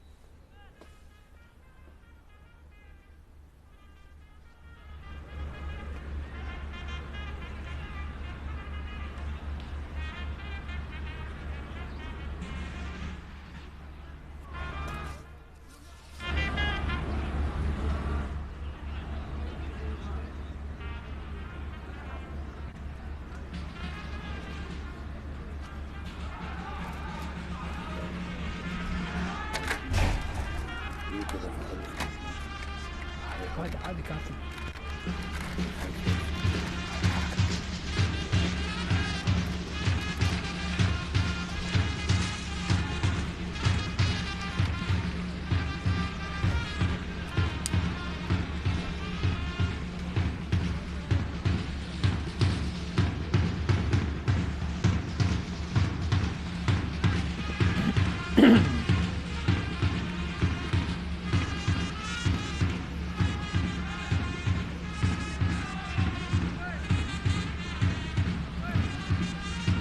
عودة من جديد أيها الأحبة مشاهدينا في كل مكان لأحداث الشوط الثاني لمن التحق بنا الآن. الشوط الأول انتهى بالتعادل السلبي 0-0 بين نادي القاسم ونادي القرمة لحساب الجولة 31 ضمن منافسات دوري نجوم العراق في موسم 2025-2026. قبل بداية الشوط الثاني شاهدنا تبديل بتشكيلة نادي القرمة، دخول لعمر عبد مجباس بالقميص رقم 11 بتشكيلة البرتقالي صقور الغربية، لكن لدينا فرصة ومحاولة أولى لمصلحة نادي القرمة ولكن الكرة ضاعت. لا زال نادي القرمة يواصل يبحث يريد. يا سلام، الله الله الله الله على كرات رائعة، الله على كرات جميلة، الله على تبادل كروي، ولكن اللمسة الأخيرة غائبة، اللمسة الأخيرة غائبة لصقور الغربية. شوف هذه الكرة وهذه التسديدة باليسار اللي كانت لمحمد أبو حشيش، ولكن الكرة مرت إلى خارج أرضية الملعب. كرة كانت من الأردني، كرة كانت من الأردني من النشامة في الكرة الماضية. كرة من جديد، تبديل بتشكيلة القرمة، خروج اللاعب الطاجيكي شاهروم سامييف ودخول عمر عبد مجباس. هذه فرصة وهذه كرة خطيرة، ممكن فرصة الهدف ولكن ضاعت. كرة ضاعت، عادت لمصلحة نادي القاسم. كرة أمامية يعني لمن شاهد الشوط الأول، نعم كانت هناك سيطرة لمصلحة نادي القرمة، ولكن على الجانب الآخر نادي القاسم كانت لديه فرص وكان بالإمكان أن يسجل. واحدة كانت في العارضة وأخرى كانت في القائم الأيسر، كان بالإمكان أن يتقدم بالهدف الأول. وعلى الجانب الآخر أيضا نادي القرمة اللي طبعا يعني ألغي هدف له طبعا بداعي التسلل إضافة لبعض الفرص، ولكن اليوم ما يلاحظ على نادي القرمة اللمسة الأخيرة غائبة. هذا ما شاهدناه في الشوط الأول وحتى في الشوط الثاني من هذه المباراة. كرة عالية للأمام لكنها أقرب لدفاعات القرمة. كرة على جهة اليسار، تحرك وتقدم لمصلحة الصقور الغربية. الصقور الغربية تبحث عن تحليق في سماء ملعب الكابتن شرار حيدر أمام أبناء بابل. كرة عادت لمصلحة نادي القرمة، كرار عامر. كرة أمامية لمصلحة نادي القرمة على جهة اليسار، تأني وصبر بصناعة فرصة من الخلف، استحواذ وسيطرة ولعب جميل وكرة مهارية وتسديدة رائعة، ولكن الكرة مرت إلى خارج أرضية الملعب. الله على مرور ممتاز أموري فيصل كعادته، أموري بمهاراته دائما. أموري فيصل دائما ما نشاهده في مستويات جميلة. لاحظ هذا المرور أول وثاني، بعد ذلك المرور أمام لاعب نادي القاسم. هنا سدد الكرة الماضية أمام ذو الفقار محمد، والكرة مرت إلى خارج أرضية الملعب بسلام على مرمى نادي القاسم. كرة في وسط الملعب، حقيقة ما نسمعه في المدرجات أجمل مما نشاهده في أرضية الملعب. جمهور نادي القرمة يعزف أجمل الألحان في مدرجات الملعب ويعطي صورة جميلة عن هذه المباراة. هنا طبعا الكابتن حسن هادي دكتوراه طبعا تربية رياضية، هو طبعا سبق والمثل طبعا عمل مساعدا مع الكابتن أيمن الحكيم. أيضا وتحدث قبل هذه المباراة وقال لا جديد يذكر في وضع نادي القاسم، الأمور هي نفسها، والقرمة يبحث ويواصل بكرة عرضية. الله الله الله الله الله، هدف عالمي، هدف سينمائي لمصلحة نادي القرمة بهذه اللحظات. الله الله الله الله الله، هو البديل الناجح اشترك لكي يسجل عمر عبد مجباس بهدف. الله الله الله، هدف رائع، عيده مرة أولى ومرة ثانية وثالثة بكرة جميلة، هدف رائع هذه الكرة. الله الله، على الطائر هدف سينمائي، هدف رائع لصقور الغربية. الصقور تحلق عاليا. الله الله الله الله، تعجز الكلمات عن وصف هذا الهدف، هدف عالمي يأتي لمصلحة الصقور الغربية. ما هذا الجمال، ما هذا الهدف الرائع الممتع، قل عنه ما شئت. هدف رائع في دور النجوم، هدف حقيقة يستحق أن نشاهده في دور النجوم. هو هدف للنجوم، هدف نجوم، نعم هو هدف نجوم لعمر عبد مجباس بكرة عرضية وكرة على الطائر وفي الشباك. هدف أول يأتي لمصلحة الصقور الغربية، هدف عالمي ولا أروع ولا أجمل يأتي لمصلحة نادي القرمة. هدف رائع، هدف ممتع في الدقائق والخمسة الأولى من الشوط الأول يأتي لمصلحة البرتقالي. صقور الغربية القرمة يقدم إمتاع، هدف ممتع حقيقة، هدف الإمتاع، وأقول أنه حتى الإشباع بهدف ولا أجمل، هدف رائع لمصلحة نادي القرمة. بطاقة صفراء هي الأولى في أحداث هذا اللقاء، تأتي على شهاب أحمد، بطاقة صفراء. لكن لدينا فرصة بهذه اللحظات لمصلحة نادي القرمة، محاولة التسديد. الله الله، هذا هدف ثاني، ولكن الراية رفعت بوجود حالة تسلل بهذه اللحظات. هدف ثاني يلغى لنادي القرمة بعدما ألغي هدف في الشوط الأول، الآن يلغى هدف في الشوط الثاني. وأيضا ننتظر تأكيد من المتواجدين في غرفة الفار ما إذا كان الهدف سليم أم لا. لكن هذه الكرة وهذا المرور للبرازيلي ليونكو، والتصدي كان لمصطفى طارق، والتكملة في الكرة الماضية لمؤمل عبد الرضا. طبعا مؤمل هو سجل في مباراة الذهاب في الجولة 12 من هذا الموسم، في تلك المباراة التي فاز بها القرمة بهدف. الآن هو يبحث عن هدف ثاني أن يسجله في مرمى نادي القاسم.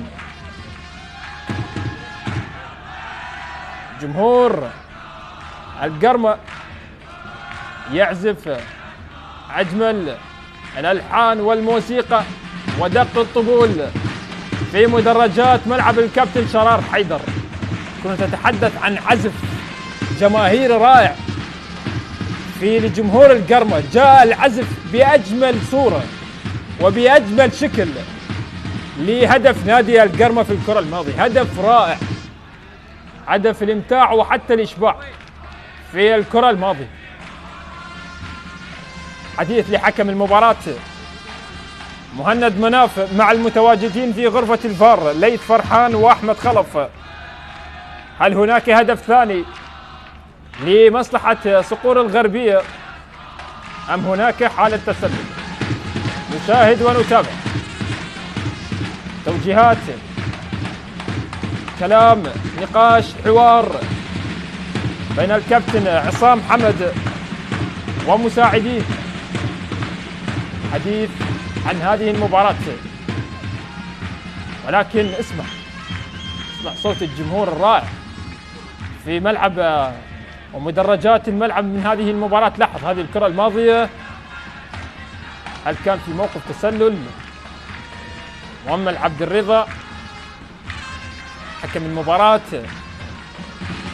حديث وحوار وينتظر التأكيد والقرار من المتواجدين في غرفة الفار، ليث فرحان وأحمد خلف. هدف مقابل لا شيء إلا إذا كان هناك هدف ثاني يحتسبه حكم المباراة أو ممن يشاهدون الهدف في غرفة الفار.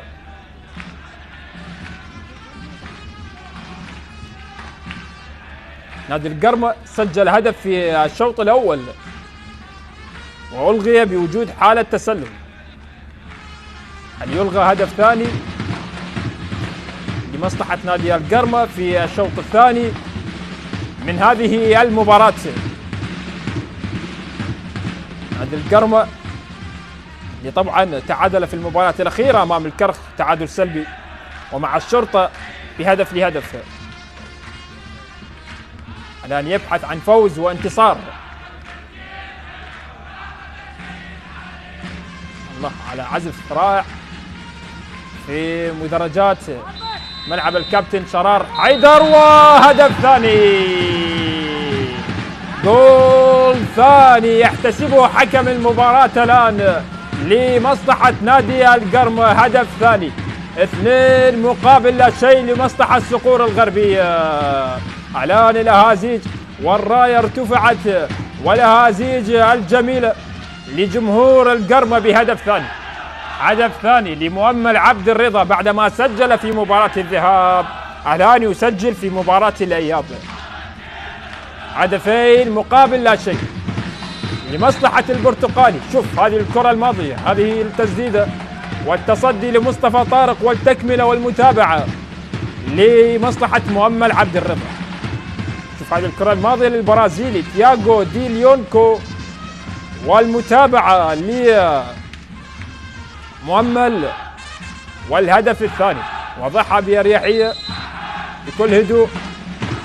هدفين للبرتقالي،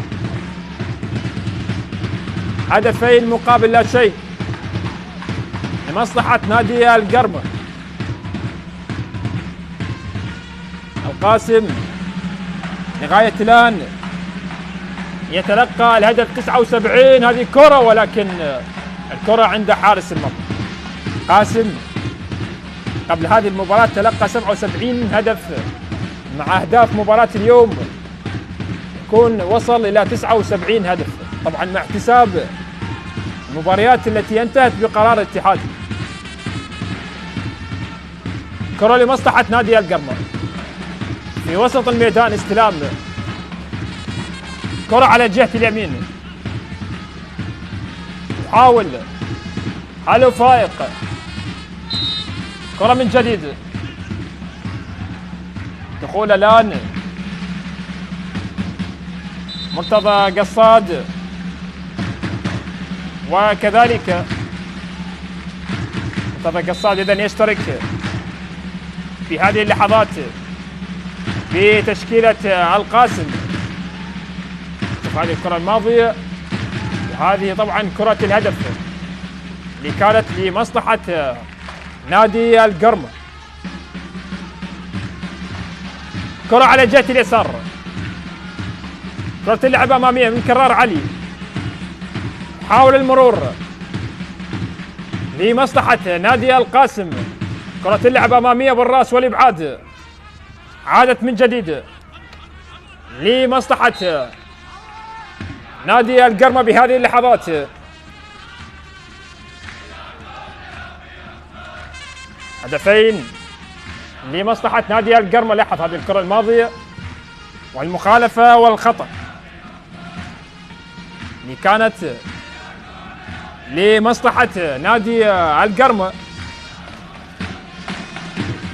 طبعا نادي القاسم تعادل سلبيا 0-0 مرة واحدة في هذا الموسم لكن القرمة تعادل سلبيا 0-0 في 4 مرات.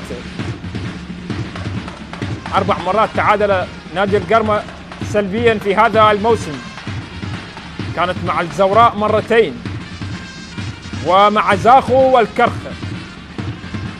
هذه هي المباريات الأربعة التي تعادل بها نادي القرمة تعادل سلبي في هذا الموسم. كرة من جديد لمصلحة نادي القاسم بهذه اللحظات.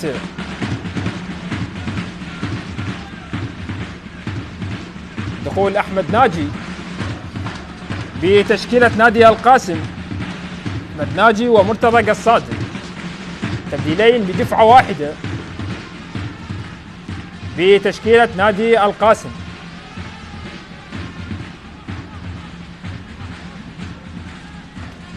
أيضا طبعا شاهدنا تبديل واحد لغاية الآن بتشكيلة نادي القرمة عن طريق طبعا عمر عبد مجباس اللي صاحب الهدف الرائع والعالمي لنادي القرمة. هنا البطاقة الصفراء، بطاقة صفراء تأتي على هالو فائق. يتلقى البطاقة الصفراء في هذه اللحظات على هالو فائق. البطاقة الصفراء هي الثانية في هذه المباراة. نعم الثانية بعد البطاقة الصفراء التي شاهدناها على شهاب أحمد لاعب نادي القاسم. الآن تظهر على هالو فائق بتشكيلة القرمة. مرتضى قصاد على تنفيذ هذه الكرة لمصلحة نادي القاسم. كرة اللعب عالية على مستوى القائم الثاني ولكنها طويلة وعالية إلى خارج أرضية الملعب. خارج أرضية الملعب. ركلة مرمى. ساعة مرت من عمر هذا اللقاء. هدفين لمصلحة البرتقالي القرمة. صقور الغربية تحلق عاليا في سماء ملعب الكابتن شرار حيدر. كرة على جهة اليسار. محاولة للمرور. البحث لا زال مستمر للقرمة.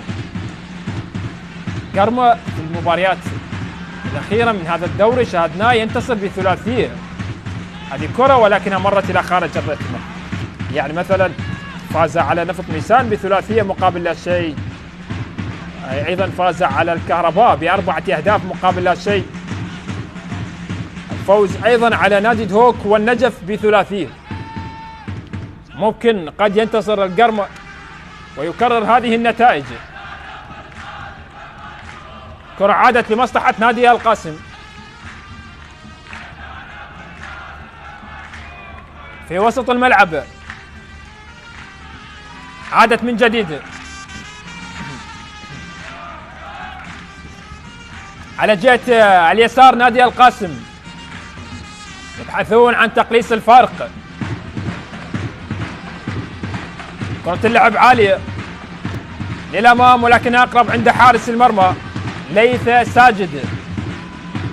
لعبت بشكل سريع. كرة جميلة للقرمة. صقور الغربية ممكن هدف ثالث.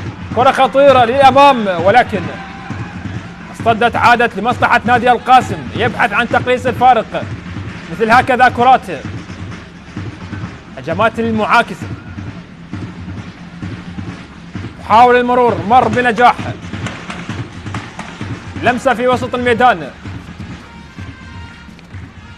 كرة على جهة يمين نادي القاسم ممكن التسديد. هذه كرة داخل منطقة الجزاء خطيرة. يحاول بهذه اللحظات ولكن الكرة قطعت. عادت لمصلحة نادي القرمة. تقدم من هناك. حاول بهذه اللحظات القرمة. أموري فيصل بمهاراته المعتادة من البرازيلي ليونونكو. مؤمل عبد الرضا. أموري. لمسات تبادل كروي. انسجام وتفاهم.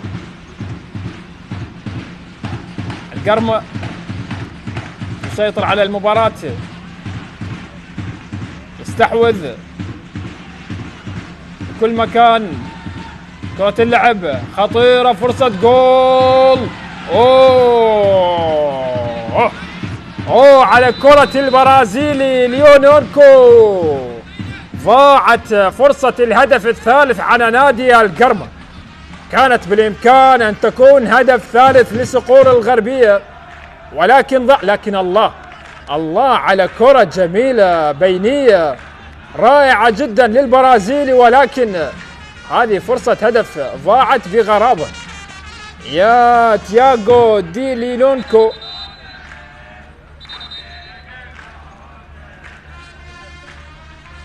الآن دخول لمحمود خضير، وكذلك لؤي ماجد يشتركون بهذه اللحظات بتشكيلة نادي القرمة. ممكن التسديد، سدد، كرة لا زالت خطيرة للأمام ولكنها مرت إلى خارج أرضية الملعب.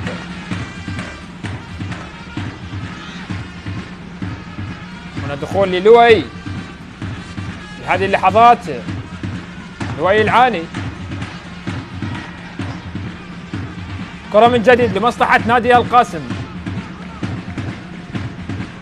كرة اللعب عالية، كرة من جديد لمصلحة القرمة. حاول القرمة بهذه اللحظات سيطرة واضحة على كل مربعات الملعب،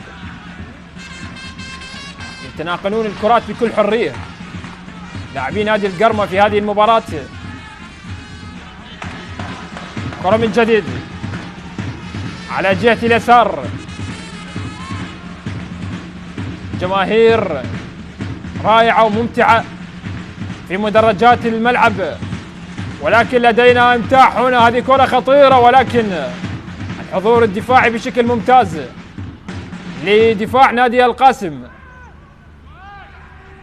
جماهير أيضا تعزف ألحان جميلة وأهازيج جميلة في مدرجات الملعب، وأيضا شاهدنا عزف رائع بهدف نادي القرمة الهدف الأول. لكن الآن أيمير حسن وكذلك عبد الخالق محمد يشتركون بهذه اللحظات. يغادر علي كريم، دخول لعبد الخالق محمد بهذه اللحظات. أيضا غادر علاء محيسن في تشكيلة نادي القاسم. رمية تماس لعبت من جديد لمصلحة نادي القاسم.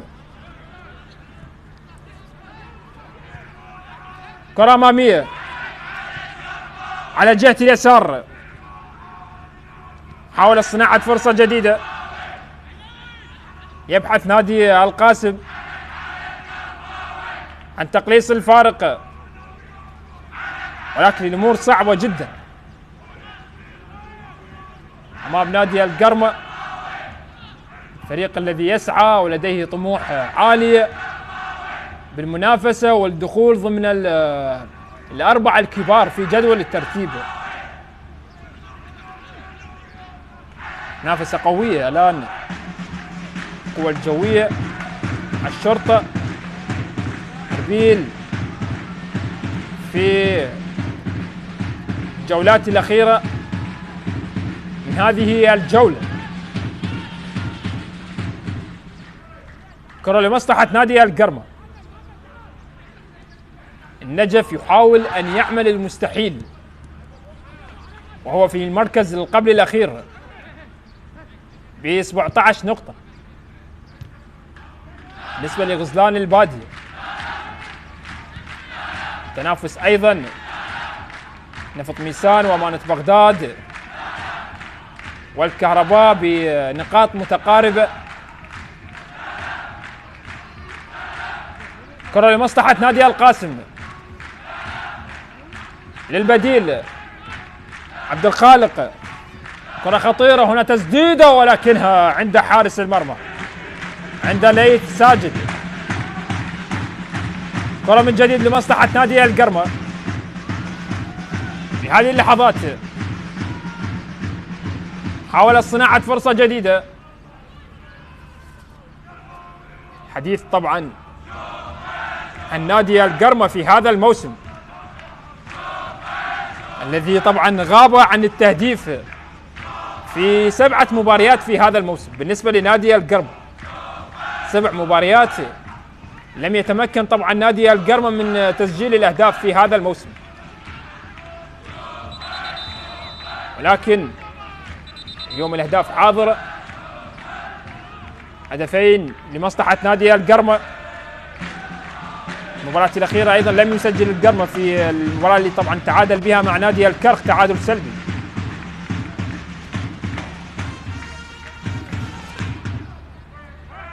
هنا البطاقة الصفراء على حارس مرمى نادي القاسم مصطفى طارق، حصل على البطاقة الصفراء. 70 دقيقة يا من تتابع وتشاهد قنوات شبكة الإعلام العراقي. تقدم لمصلحة نادي القرمة بهدفين مقابل لا شيء. شاهدنا هدف أول جميل وممتع حقيقة، ممكن نشاهده مرة أولى ومرة ثانية. هدف كان عالمي لعمر عبد مجباس.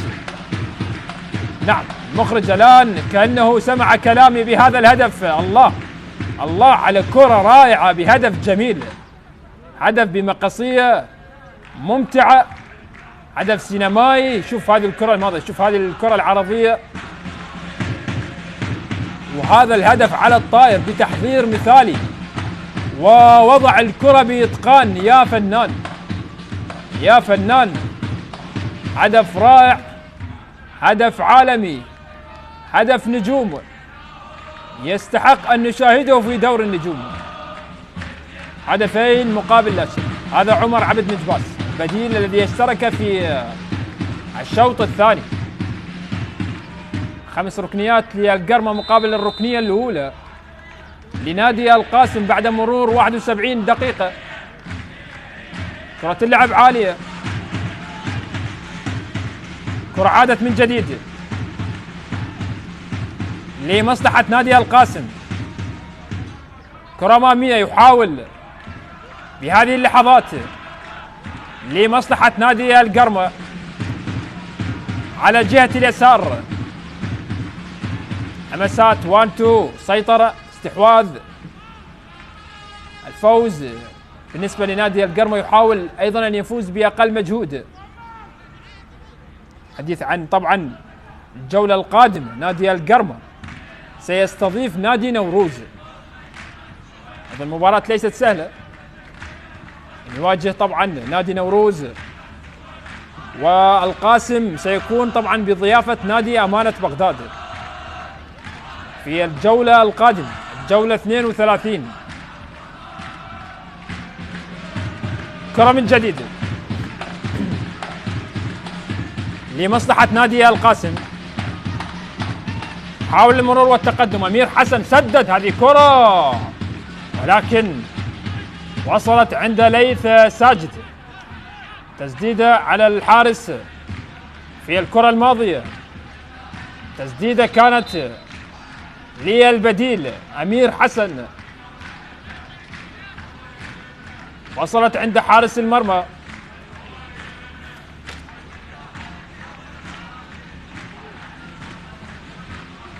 حارس مرمى نادي القرمة ليث ساجد. طبعا دورينا في هذا الموسم القوة الجوية طبعا هو الأكثر فوز في هذا الموسم لغاية الآن.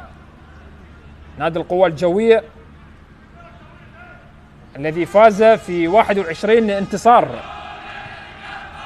للقوة الجوية، هو الأكثر فوز وطبعا هو الأقل نادي القاسم، الأقل نادي القاسم اللي طبعا فاز فقط، لم يفوز ولا مباراة فاز بها طبعا نادي القاسم في هذا الموسم. طبعا أيضا لدينا النجف لديه فقط 5 انتصارات في هذا الموسم لغاية الآن. صافرة ومخالفة على نادي القرمة. شوف هذه الكرة الماضية بين عبد الخالق وعمر مجباس، كرة مرت إلى خارج أرضية الملعب، رمية تماس، هذا مرتضى قصاد، هنا دخول لليث محمد يشترك بهذه اللحظات ويغادر ذو الفقار محمد ويشترك ليث. آخر ربع ساعة متبقية على نهاية الشوط الأول. هنا تبديلين بدفعة واحدة، يغادر أمور فيصل ويشترك سجاد جاسم يشترك بهذه اللحظات مع عبد الله غازي أيضا يشترك بتشكيلة نادي القرمة. حاول للمرور، كرة عادت من جديد مصلحة نادي القاسم ولكنها غادرت الكرة الماضية.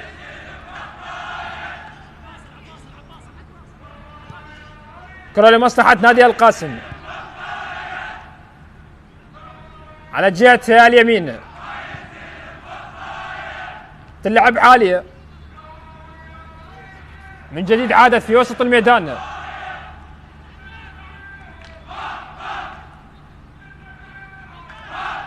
جماهير سعيدة، جماهير نادي القرمة. كرة أمامية، هذه كرة لمصلحة نادي القرمة على جهة اليمين، كرة عرضية داخل منطقة الجزاء، فرصة الهدف. كرة خطيرة لعبد الله غازي، ولكن كرة مرت إلى خارج أرضية الملعب. شوف هذه الكرة الماضية، كرة جميلة لمحمود خضير مع البديل الآخر عبد الله غازي. شاهد تبديلات أسماء شبابية بدأت تدخل الآن بتشكيلة نادي القرمة، محمود خضير، سجاد جاسم، عبد الله غازي. كرة تعود بالخلف، محمود، كرة اللعب عالية خطيرة للأمام،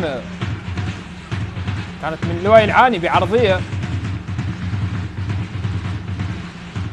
كرة لمصلحة نادي القاسم، يلعب الكرة أمامية ولكنها أقرب عند حارس المرمى ليث ساجد.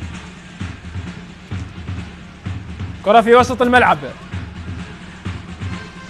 حاول بهذه اللحظات القرمة ممكن أن يسجل هدف آخر، ممكن قد يكون هناك هدف قادم ربما للقرمة، وممكن أيضا يكون لنادي القاسم أيضا، ممكن، كل شيء وارد. صافرة ومخالفة وبطاقة صفراء، بطاقة صفراء على البديل أحمد ناجي، يتلقى بطاقة صفراء الآن بهذه اللحظات.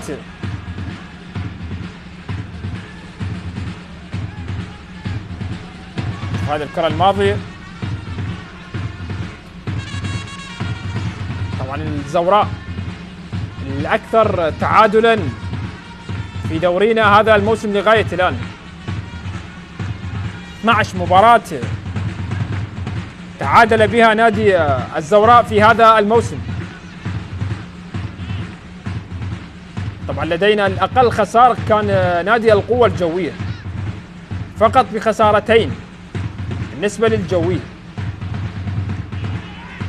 لدينا كرة ثابتة، لؤي العاني بكرة عرضية خطيرة داخل منطقة الجزاء والإبعاد. كرة من جديد، محاولة للمرور، يا سلام عبد الإله حاول المرور، الدخول بكرة عرضية خطيرة ولكن الإبعاد لدفاع نادي القاسم. كرة على جهة اليسار، تقدم للأمام عن طريق أمير حسن، يعود بالخلف. كرة عن طريق عبد الخالق محمد، قطعت عادت لمصلحة البرتقالي نادي القرمة. محمود خضير يلعب الكرة أمامية، من هناك من سجاد جاسم كانت الكرة الماضية. كرة لمصلحة نادي القاسم، كرة على جهة اليسار، يحاول المرور عند حارس المرمى ليث، يلعب الكرة على جهة اليسار. 80 دقيقة، آخر 10 دقائق متبقية على نهاية الشوط الأول من أحداث هذا اللقاء. مباريات هذا اليوم، نفط ميسان بعد هذه المباراة بمواجهة القيثارة الشرطة. كذلك لدينا أمانة بغداد سيواجه نادي الزوراء، ونادي ديالة سيواجه نادي الموصل. كذا هي مباريات هذا اليوم من الجولة 31 من دورينا.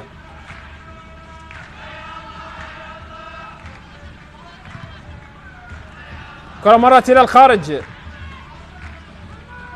بديل أحمد ناجي أمام لؤي العاني. لؤي العاني اللي طبعا اللي سبق والمثل القوة الجوية. القوة الجوية أيام حسام السيد.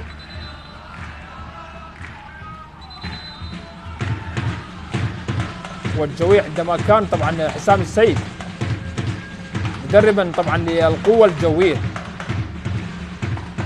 كان القوة الجوية أيضا بوضع ممتاز. كرة من جديد لمصلحة نادي القرمة، حاول صناعة فرصة جديدة، حاول التقدم للأمام،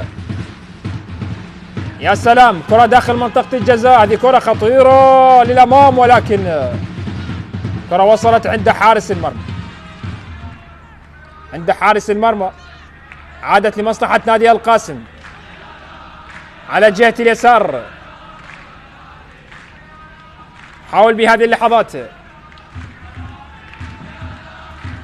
حديث عن هداف الدوري شيرزود تيميروف، مع أيضا ليونيل أتيبا وفيديليس كوكو وعلاء الدين الدالي. كرة في وسط الملعب لمصلحة نادي القاسم، حاول صناعة فرصة جديدة. القاسم يبحث عن تقليص الفارق فيما تبقى من نهاية هذا اللقاء. هدفين لمصلحة نادي القرمة. القرمة يقدم شوط كان جميل حقيقة في الشوط الثاني، ولا زال يريد أن يسجل أكثر. هذه كرة داخل منطقة الجزاء عن طريق عمر عبد مجباس صاحب الهدف العالمي في مباراة اليوم. كرة من جديد لمصلحة نادي القاسم على جهة اليمين، حاول المرور، كرة قطعت، عادت إلى رمية تماس، رمية جانبية. يا سلام، محاولة للمرور، كرة للأمام ولكن كرة طالت، تحولت إلى رمية تماس. رمية تماس، حديث عن الأقوى هجوميا، الأقوى هجوميا في هذا الدوري لغاية الآن نادي طبعا الشرطة في 59 هدف، 59 هدف لنادي الشرطة. كرة على جهة اليمين لمصلحة نادي القرمة، حاول لتسجيل هدف آخر ولكن الكرة مرت إلى ركنية، إلى ركلة ركنية وبعدت من أمام كرار علي.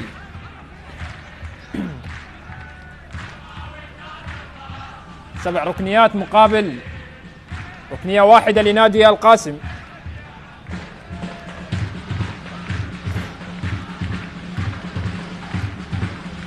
لؤي العاني، كرة لمصلحة نادي القرمة داخل منطقة الجزاء ولكن الكرة مرت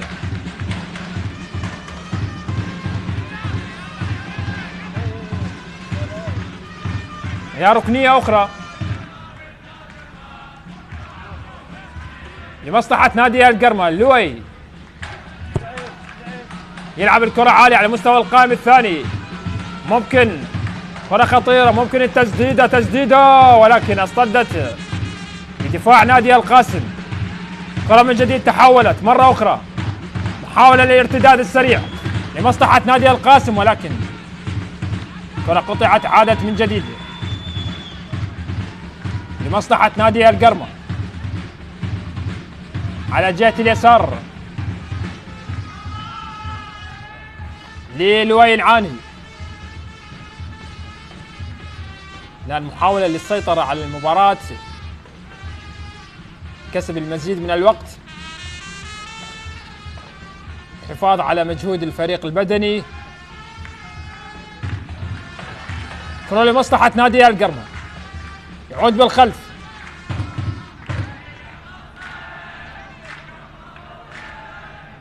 كرة من جديد على جهة اليمين، محمود خضير إلى عبد الإله غازي مع إبراهيم سعادة أيضا.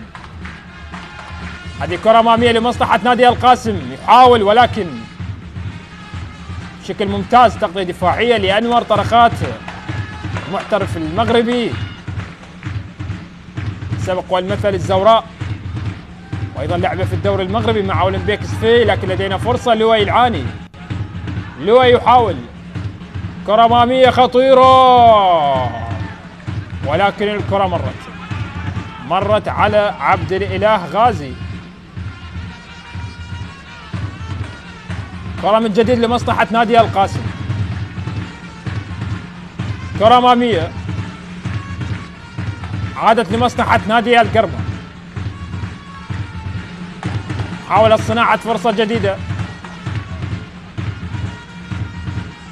نلعب في آخر دقيقتين متبقيتين على نهاية الشوط الثاني ونهاية هذا اللقاء من الوقت الأصلي.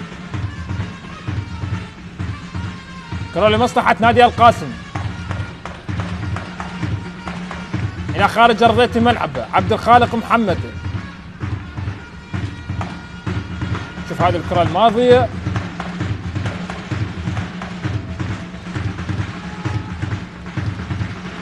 رمية تماس لمصلحة نادي القاسم، محاولة المرور، محاولة العبور، كرة عالية بالراس والإبعاد، كرة لا زالت لمصلحة نادي القرمة، اللمسة للأمام في وسط الملعب، محاولة صناعة فرصة جديدة، هجوم معاكس المساحات موجودة، المساحة موجودة لمصلحة نادي القرمة. حاول عبد الاله غازي، جماهير لم تنقطع من عزف أجمل الأناشيد وأجمل الألحان في مدرجات الملعب. هذه كرة لمصلحة نادي القاسم، يبحث نادي القاسم عن تقليص الفارق. هذه تسديد، الله الله الله الله، جول تقليص الفارق يأتي لمصلحة نادي القاسم. هدف رائع وجميل عن طريق البديل عبد الخالق محمد، يسجل بهدف رائع بتسديدة صاروخية خادعت حارس المرمى ليث ساجد، معلنا نادي القاسم عن هدف تقليص الفارق يأتي عن طريق عبد الخالق محمد بتسديدة قوية أتقنت شباك مرمى القرمة. بهذه اللحظات هدف يأتي لمصلحة أبناء بابل، يسجلون يدونون بهذه اللحظات. هذه الكرة الجميلة، هذه الكرة الرائعة لمصلحة عبد الخالق محمد، سدد كرة بشكل مثالي، وضع الكرة في شباك نادي القرمة. بهذه اللحظات هدف رائع، هدف جميل يأتي لمصلحة نادي القاسم عن طريق عبد الخالق محمد، هدف عالمي، هدف جميل أيضا يأتي اليوم. نشاهد أهداف جميلة في هذا اللقاء، في هذه المباراة، سواء كان أهداف القرمة أو أهداف نادي القاسم بكرة جميلة. لاحظ هذه التسديدة، وضعها في مكان يصعب على حارس المرمى، يسجل نادي القاسم هدف تقليص الفارق 2-1. 4 دقائق يضيفها حكم المباراة مهند مناف على نهاية هذا اللقاء كوقت بدل ضائع. هدف لعبد الخالق محمد، هل يتمكن؟ هل لديه القدرة نادي القاسم أن يعود؟ لكن لدينا فرصة لمصلحة نادي القرمة في الأخير مرت من عبد الخالق أو طبعا عبد الاله غازي في الكرة الماضية، بينه وبين طبعا كرار علي. هدفين لهدف، نلعب في الوقت بدل ضائع. كرة لمصلحة نادي القرمة، هذه تسديد، الله الله الله على تصدي ممتاز ويقظة لحارس المرمى، حارس مرمى نادي القاسم في الكرة الماضية مصطفى طارق. كرة لعبت عالية في وسط الملعب، استلام عادت لمصلحة نادي القرمة على جهة اليسار.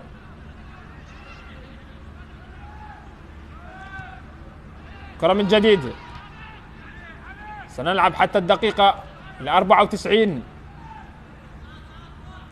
كرة لمصلحة نادي القرمة، لوي سجاد لمصلحة لوي، حالة تسلل، الراية رفعت.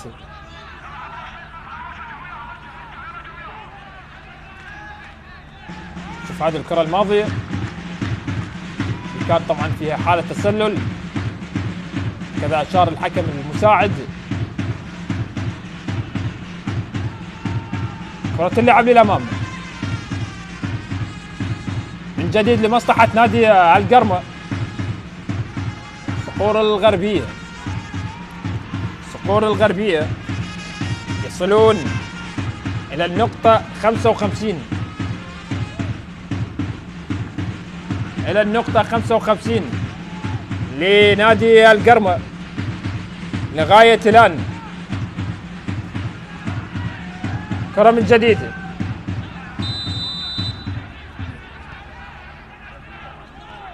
أيضا راية مرفوعة. كرة عادت من جديد لمصلحة نادي القاسم. كرة اللعب عالية خطيرة داخل منطقة الجزاء. حسن نشاهد تسديدة لنادي القاسم ويتمكن من معادلة النتيجة. الله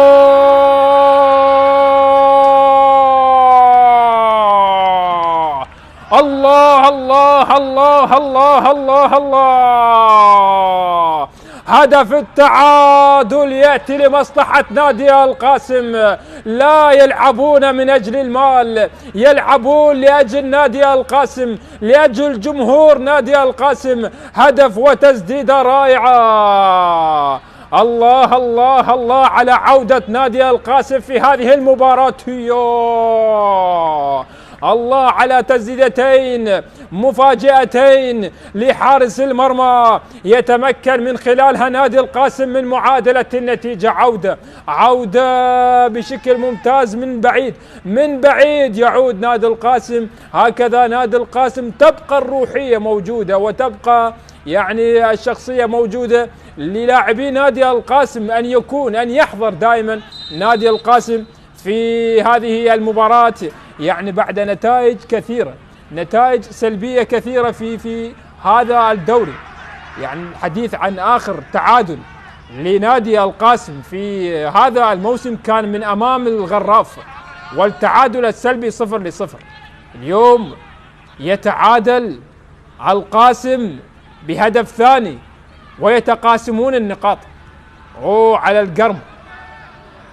القرمة أضاع 3 نقاط كانت بالمتناول. إذن أيها الأحبة مشاهدينا في كل مكان، مباراة وهدف ثاني فاجأ به طبعا لاعبي نادي القاسم. القاسم يتقاسم النقاط مع القرمة هدفين في هذه المباراة الجميلة اللي حقيقة استمتعنا بها معكم في الشوط الثاني، خاصة بأهداف جميلة للطرفين، لنادي القاسم ولنادي القرمة. إذن أيها الأحبة تقبلوا تحياتي يوسف جميل، كنت معلقا واصفا على أحداث هذا اللقاء، على أمل أن نلتقي إن شاء الله في أحداث قادمة. لذلك الحين أستودعكم الله، والسلام عليكم ورحمة الله وبركاته.